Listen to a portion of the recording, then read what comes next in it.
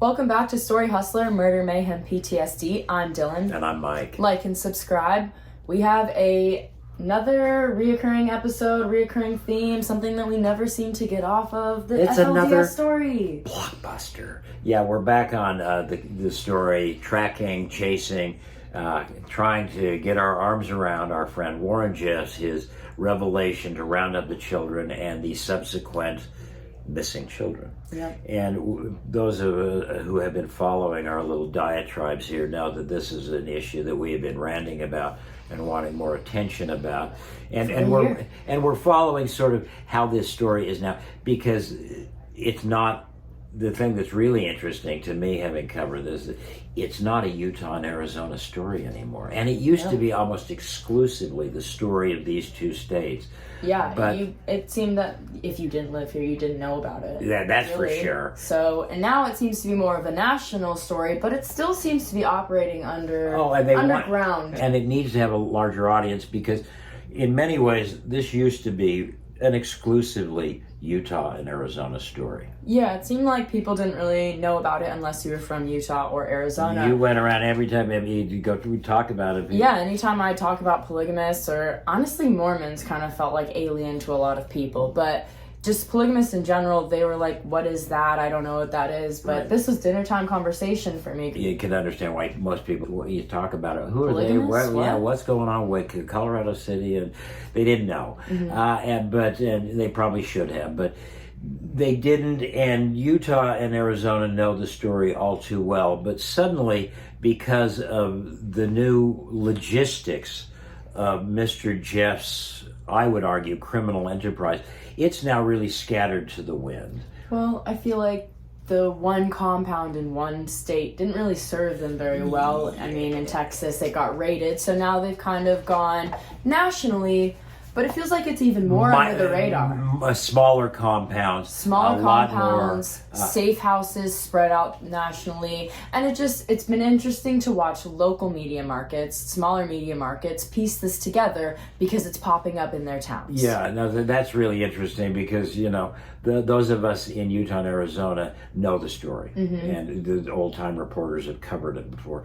But when Warren first went on the run and landed in Texas, it was really interesting as a reporter to suddenly watch my colleagues in this small town where Warren and company had bought property. And you might as well have dropped Martians into this West Texas town, because that was the reaction. And I became good friends with the local newspaper owner and a couple, Randy and Kathy Menken. And it was I've talked to them over the years, and how they just were overwhelmed when suddenly Warren and company bought up that big tract of land and started building their big white temple. And they were forced into a quick study of FLDS history and who this guy was and what was coming. And now we're seeing that in places like North Dakota and Wisconsin, where Seth Jeffs was found. Recently tracked down by a process server and a local reporter. Warren and company, after sort of losing control of Short Creek, they scattered. And that's not the epicenter of this universe anymore. You want to do an FLDS story, you don't go to Colorado City and Hilldale, because it's not there anymore.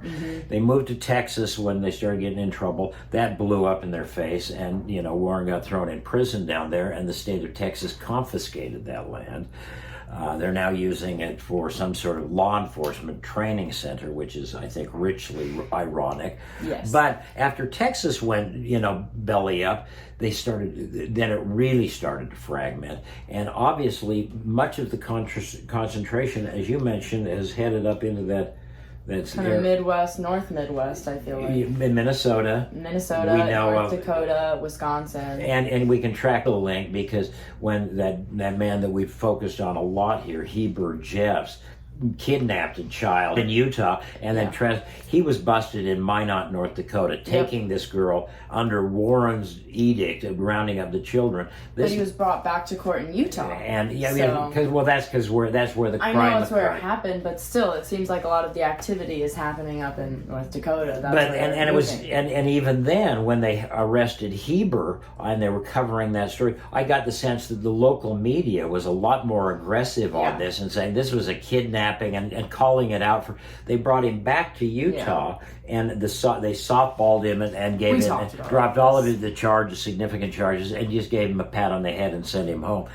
The one chance that law enforcement thus far in the courts have had an opportunity to address this crying need that we've been talking about, and the families are going in front of cameras and holding news conferences. Pleading for help. Missing children, as a result of Warren's edict to the faithful to gather up children and the families. And that means that people in the FLDS church are snatching up all the children of all their relatives because they need the little boys, and particularly the little girls, if they're going to start doing the plural marriages. Yeah, and it's the relatives of the broken home. So then if the parents try to come back and get them, that's used against them. The fact that they were banished from the community and told to give their kids up, but now they're made out to seem like they're absent parents who didn't want their kids in the first place, and this religion took them in and did the Lord's work. Yeah, well, that's sort of the canard, the falsehood that they present in court, and it seems to work a lot.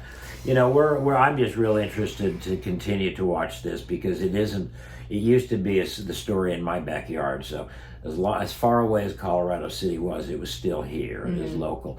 Now this is really a story of, like you say, that Midwest North part of the nation, because that's clearly where the action, I think that's where this young man Helaman, the heir apparent, is located. Seth is up there. That's where Heber is transporting. He's taking her there for marriages, for the ceremonies. We're going to watch our friends in the local media in all of those states and thereabouts, because sadly it is now on their shoulders. And unless we get some national media, and I think we're going to, talking about this, it's really the local guys who are going to be telling the local communities who are our new neighbors and what are they up to. And from what they've done so far, it seems like they're doing a pretty good job of calling it out for what it is, and not just kind of beating around the bush and being like, oh, well, they're just some religious folks and I don't want to touch them. And then they're savvy enough to, they have picked up on the history. Yeah. But the history is well connected documented. The dots. Warren's in prison in Texas for raping 2 girls under the age of 15. So why should we listen to what Warren is saying? Well, but the faithful always will. And, no, I know. That's the great conundrum why that continues to happen. Yeah. But anyhow, it's sort of a rant session. We've got. When is it not a rant? Yeah, session? when is it not a rant session? For those of us keeping track at home, we have our friend Sam Bateman, the sort of renegade sideshow prophet who is in federal court. September 1st. See if we can see our old friend Sam, and he's going to, like Warren, as we said. Like Warren, he's going to represent himself in court. So, boy, oh boy, will this be interesting. If the subject matter of raping children wasn't so gut-wrenching, the performance of these guys in court is really comic. Warren's was comical. Infuriating but comical. Yeah. And Sam is a much bigger showman than Warren, so I'm just anticipating a very amusing performance. I'm interested to see this too firsthand, so I hope we get good seats. Yeah. So anyhow, that's my seat from Warren's trial, seat A11. Well, I wish we got fancy badges like I that hope we for get this fancy one. badges too. I don't know if the federal courts are going to be as fancy as the St. George courts, but all right, so let's wrap. Okay. Yeah, this is our rant. Yeah, rant. So, like and subscribe if you haven't already. Again, this is Story Hustler, Murder, Mayhem, PTSD. Good night, everyone.